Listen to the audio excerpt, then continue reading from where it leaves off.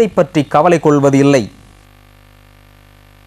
திருப்பூர் மாநகராட்சிக்கு உட்பட்ட 12வது வார்டு கண்ணகி நகர் குடியிருப்பு பகுதியில் கழிவுப் பொருட்களை அப்புறப்படுத்தாமல் மலை போல் தேங்கி கிடக்கும் காட்சி பார்ப்பவரின் மனதை உலுக்குகிறது.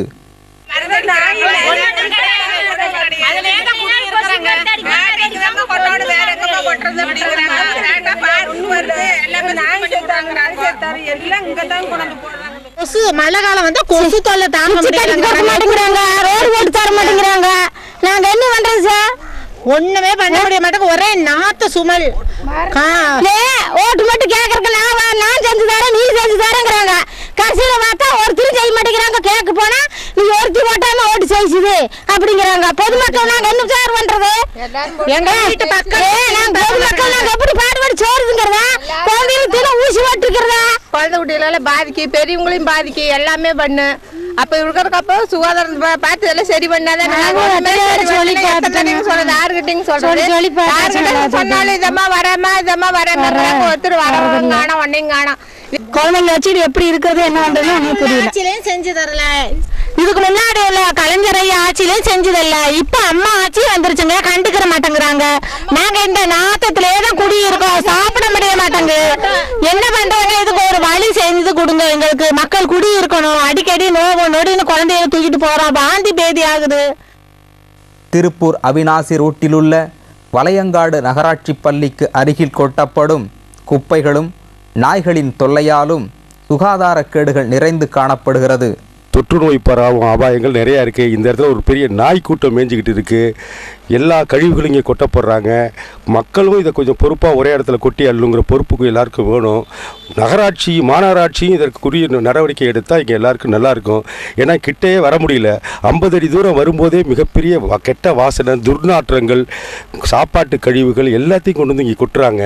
இதை உடனே மாநகராட்சி தக்க நடவடிக்கை எடுத்து இந்த பகுதி மக்களுக்கும் இங்கே படிக்கிற குழந்தைகளுக்கும் ஒரு நல்ல ஒரு சுகாதாரத்தை செஞ்சு கொடுத்தா நல்லா இருக்குங்கிறது இந்த பகுதி மக்கள் வாழ்வுடைய கருத்து. இந்த பகுதியிலேருந்து ஸ்கூல் குழந்தைகள்லாம் வர்றாங்க, போகிறாங்க, படிக்கிறாங்க.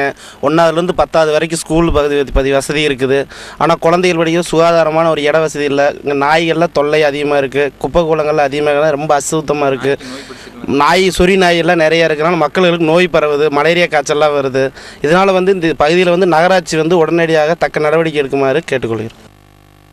திருப்பூரில் போக்குவரத்து நிறைந்த பகுதியான யுனிவர்சல் ரோட்டில் மழை வெள்ளத்தால் குடிநீர் குழாய் உடைந்ததை சீர் செய்வதற்காக தோண்டப்பட்டு 3 மாத காலங்களாகியும் சீர் செய்யப்படாமல் போக்குவரத்திற்கு இடையூறாகவும் அடிக்கடி வாகன ஓட்டிகளை திணறடித்து விபத்துக்கள் ஏற்படுத்தி வருவதையும் நாம் கண்கூடாக காண முடிகிறது. இதேபோன்று ராட்சத குழி நடுரோட்டில் தோண்டப்பட்டிருப்பதையும் இதனால் ஏற்படும் விபத்துக்களையும் நாம் அங்கே அடிக்கடி காணலாம். கடந்த நவம்பர் மாதம் பெய்த பலத்த மழையால் ஏற்பட்ட வெள்ளத்தில் அடித்துச் செல்லப்பட்ட பாலங்கள் சீரமைக்கப்படாமல் இருக்கும் காட்சிகள் மற்றும் நொய்யல் ஆற்று பகுதியான ஜமுனை ஓடை பகுதியில் தூர்வாரப்படாமல் சேரும் சகதியுமாக உள்ள காட்சிகள் மாநகராட்சி நிர்வாகத்தின் மெத்தன போக்கை நமக்கு காட்டுகிறது. திருப்பூரிலிருந்து தாராபுரம் செல்லும் மெயின் ரோட்டில் மழை வெள்ளத்தில் பாதிக்கப்பட்டு சேதமடைந்த ரோட்டை சீர்படுத்தாததால் வாகன விபத்துக்கள் ஏற்படுகிறது. இந்த சாலை வழியாகத்தான் அரசு மருத்துவமனைக்கு நோயாளிகளை அவசர காலங்களில் ஆம்புலன்ஸ் வாகனங்களில் ஏற்றிச் செல்ல வேண்டும் என்பது வேதனைக்குரிய விஷயமாகும். இத்தனை பிரச்சனைகளுக்கும் இடையில் துப்புரவு தொழிலாளர்கள் மற்றும் சுகாதார பணியாளர்களுக்கு முறையாக சம்பளம் வழங்கவில்லை என்றும் கூலியை உயர்த்தி கொடுக்க வேண்டும் என்பன உள்ளிட்ட கோரிக்கைகளை வலியுறுத்தி போராட்டங்கள், வேலைநிறுத்தம், மாவட்ட ஆட்சியர் அலுவலகம் முன்பு முற்றுகை என திருப்பூர் நகரமே சுகாதார கேட்டால் பொதுமக்கள் அவதிப்பட்டு வருகின்றனர்.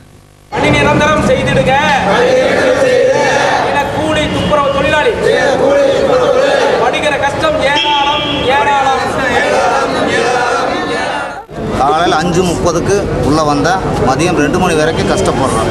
ஆனால் எங்களுக்கு அது 120 ரூபாய்க்கு கட்டுப்படியாங்களா? அரிசி விற்கிது இன்றைக்கி 80 ரூபாய்க்கு 90 ரூபாய்க்குன்னு விற்கிது. நாங்கள் என்ன பண்ணுறோங்க? ரேஷன் அரிசி இப்போ இலவசமாகங்கிறாங்க, அதை எப்படி சாப்பிட்றதுங்க? குப்பையில் கொண்டு வந்து போடுற அரிசி எங்களுக்கு கொடுக்குற எப்படி சாப்பிட முடியுங்களா? முடியாது. அதனால் சம்பளத்தை கொஞ்சம் உயர்த்தி கொடுங்க எங்களுக்கு.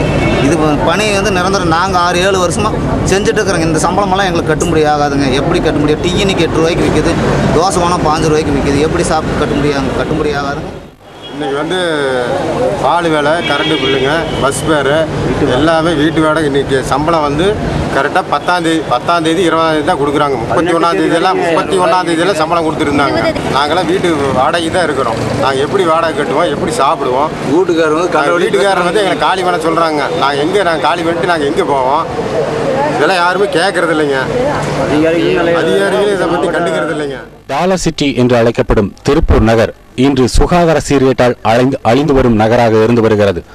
நகராட்சி அந்தஸ்திலிருந்து மாநகராட்சி அந்தஸ்தாக தரம் உயர்ந்த 5 ஆண்டுகளாகியும் எந்தவித அடிப்படை வசதிகளும் மக்களுக்கு செய்து வரவில்லை என்பது பொதுமக்களின் பெரும் குற்றச்சாட்டாக இருந்து வருகிறது. மாநகராட்சி நிர்வாகம் தினசரி குப்பை கூலங்களை கூட அப்புறப்படுத்தாமல் மெத்தனம் காட்டி வருவதாக பொதுமக்களோட பெரும் குற்றச்சாட்டாக இருந்து வருகிறது.